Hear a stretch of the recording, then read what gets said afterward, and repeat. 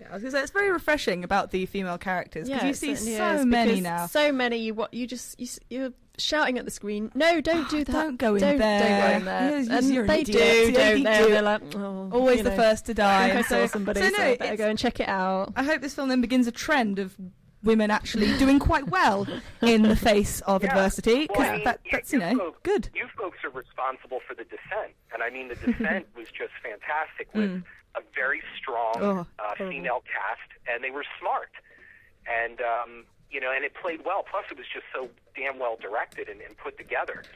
And, so it's kind of like we wanted to borrow a page from that in the way of, I mean, we don't have anybody in subterranean caverns, but, we wanted smart women. And the female lead, played by Nicole Sinaglia, she plays June in the film. I mean, she's just a smart girl. There's nothing dumb about her. And it's not the college co-eds that are all giggling and, all that stuff. We wanted to stay totally away from that and give something at least a little different. Great. So, obviously, you're looking for, an October 2012 release. We want to see it over here in the UK, so...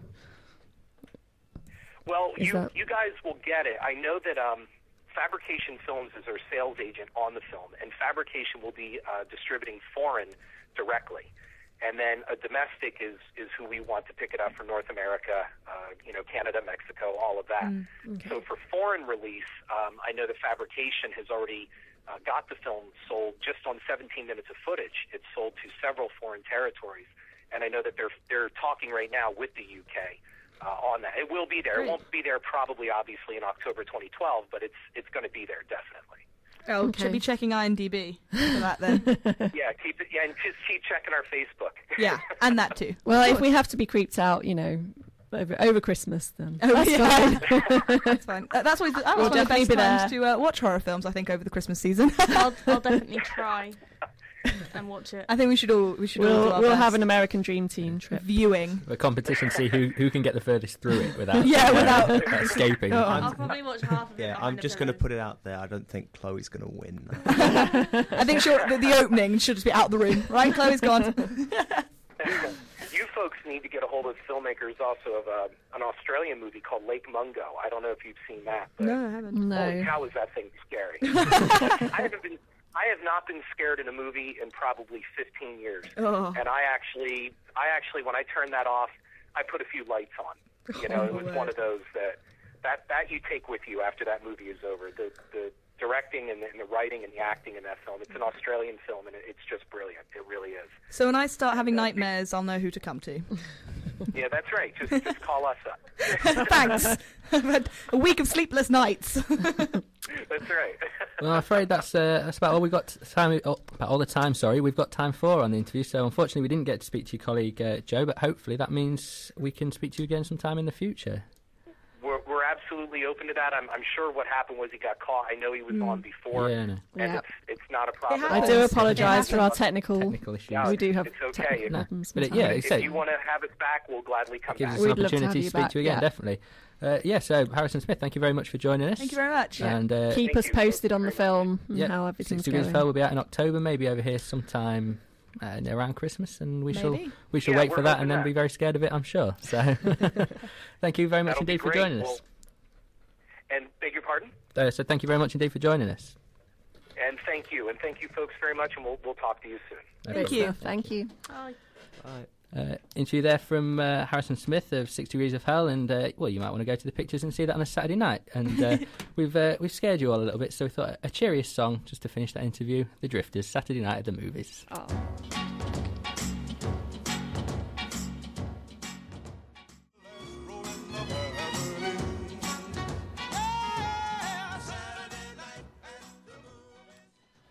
Yeah, so if you fancy a Saturday night at the movies and don't mind being... I always fancy Saturday night at the movies. Don't mind being scared. I love that song. Then, Wednesday night at the movies better though because it's cheaper. Yeah, 2 for 1. 2 for 1, yeah. It's true. The quiz and the interview, all the excitement we can handle. It's about time. Seriously, this last hour. It's only 7 o'clock in the end of the American Dream Team. We're going to very, very quickly mention the Midweek Drive with Alex Lefchuk as host, Natalie Tuck, Norman Cherry, Tiffany Freeman and Katie Grimison. That's Professor Norman Cherry, by the way, in the studio tomorrow night. I assume Norman Cherry might well be talking about the future of American Studies because he is head of the School of Media, yes, I believe. Of course he is.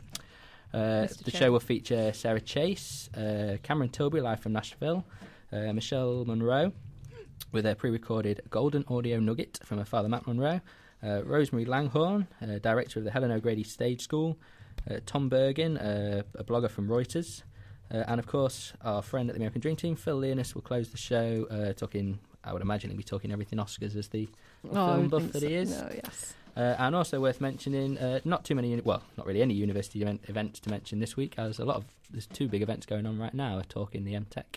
We don't want to sell them. You should be listening to the American Dream Team, of course.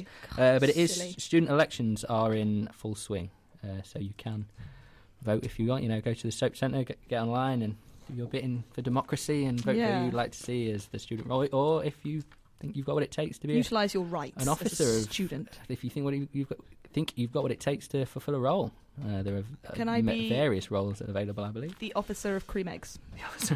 University cream egg distribution. Can I be your assistant? Of course. I was going to say, you may have a You fight. can be my taste tester. There you go. You may have a bit of a fight for that role. Best job ever. No, I've already been voted myself. I voted her.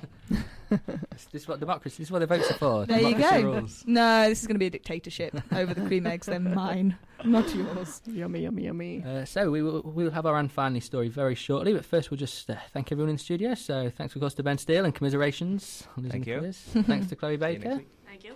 And we shall see you in the near future. Emily Brown, thank you very much. Yes, thank you. We shall see you again next week. And, of course, Jodie Orton. And very thank you, much Jack. indeed. No problem.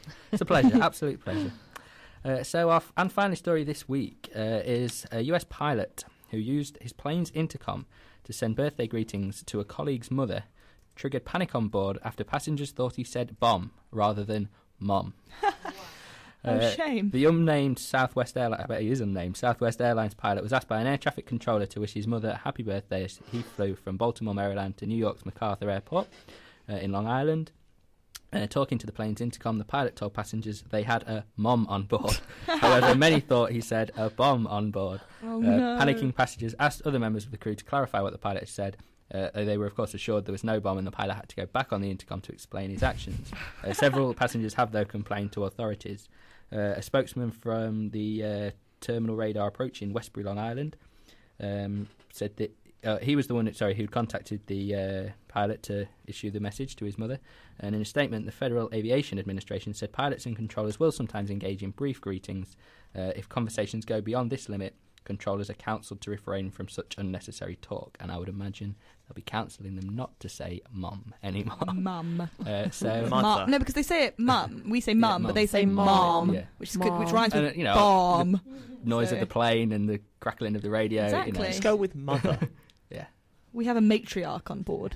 That can't be confused for anything. We've got somebody who's given birth to someone on board. That's just too complicated, Ben. Well, they confused. They think there was someone giving birth on On the plane. flight. Probably so. But we always like a little song to go with our Anne Finley stories, and hopefully this is a bit of a tedious link, but I've They're chosen it anyway. always a bit tedious, Hopefully aren't they? the pilot will engage in the future in a little less conversation, a little more action. This is the Very American good. Dream Team. We shall see you next week. Goodbye. Bye.